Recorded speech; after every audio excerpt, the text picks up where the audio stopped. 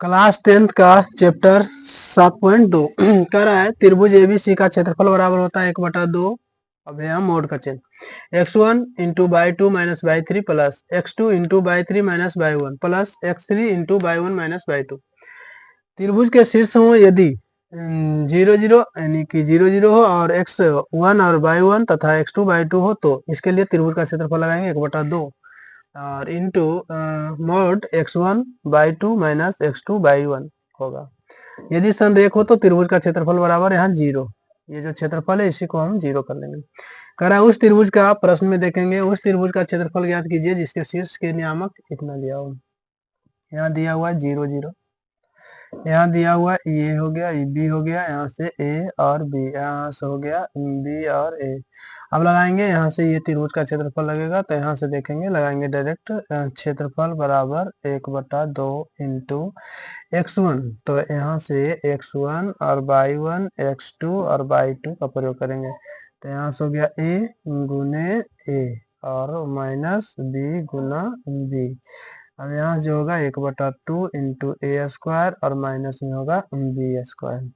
तो इसको जब निकालेंगे बाहर से तो हो जाएगा a प्लस बी और इंटू में आ जाएगा a माइनस बी। इस प्रकार हम आसानी से क्षेत्रफल ज्ञात कर लेते हैं। ये हो गया आंसर क्षेत्रफल बराबर।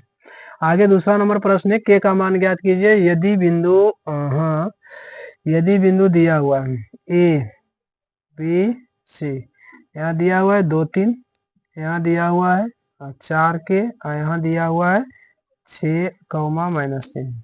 ये x1 ये बाई वन और ये हो गया x2 ये बाई टू और ये हो गया x3 और ये बाई थ्री। तो क्षेत्रफल बराबर हम डायरेक्ट लगाएंगे, क्या लगाएंगे यहाँ से लगाएंगे ये वाला हाँ और बराबर में 0 होगा तो यहाँ से 1/2 इंटू यहाँ से x1 तो x1 यहाँ लिख देते हैं x1 into by two minus by three और इंटू प्लस x2 बराबर by three minus by one plus में यहाँ से x3 into by one minus by two और यहाँ से बराबर में 0 कर लेंगे। ये 2 जाके यहाँ 0 हो जाएगा तो हम डायरेक्ट यहाँ लिख लेंगे x1 तो यहाँ से हो गया 2 इंटू बाई टू माइनस हो गया के और यहाँ से by three minus minus plus 3 हो गया यहाँ प्लस में यहाँ से हो गया x2 का मान हो गया यहाँ से 4 इंटू बाई थ्री हो गया -3 और माइनस बाई वन -3 और यहाँ से जो आ गया प्लस में यहाँ से x3 तो 6 हो गया इंटू बाई वन हो गया 3 माइनस बाई टू हो गया के इतना बराबर 0। जब संरेख हो तो 0। अब यहाँ से हम हल करेंगे तो हल करेंगे तो यहाँ से आ जाएगा 2k और प्लस में हो जाएगा 3 दूनी 6 प्लस में यहाँ से माइनस माइनस प्लस चिन्ह माइनस के यहाँ प्लस माइनस माइनस 24 6 चौक 24 यहाँ से आ जाएगा प्लस 6 18 माइनस के 6 के माइनस 6 के बराबर 0।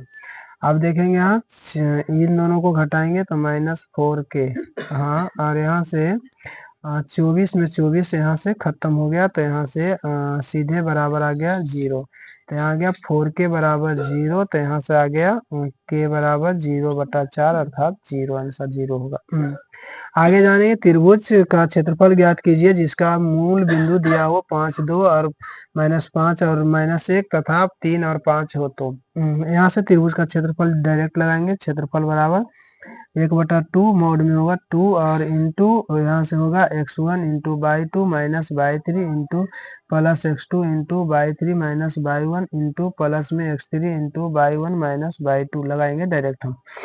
अब यहाँ से हल करना होगा तो इंटू में यहाँ x1 के मान हो गया यहाँ से 5 इंटू बाई टू का मान हो गया -1 और बाई थ्री का माइनस माइनस प्लस 5 हो गया प्लस में x2 का मान हो गया -5 इंटू में बाई थ्री का मान हो गया -5 और बाई वन का मान हो गया 2 और इंटू प्लस में यहाँ से निकाल लेंगे 3 इंटू और बाई वन का मान 2 और by two minus minus plus 1 हो गया। अब यहाँ से 1/2 और मोड का प्रयोग कर लेंगे यहाँ से हो जाएगा 4 5 20 यहाँ से आ गया प्लस यहाँ से आ जाएगा कितना तो 7 7 5 35 प्लस में 35 क्योंकि माइनस माइनस खत्म हो जाएगा यहाँ 7 7 5 35। अब यहाँ से प्लस में आएगा 3 3 3 9।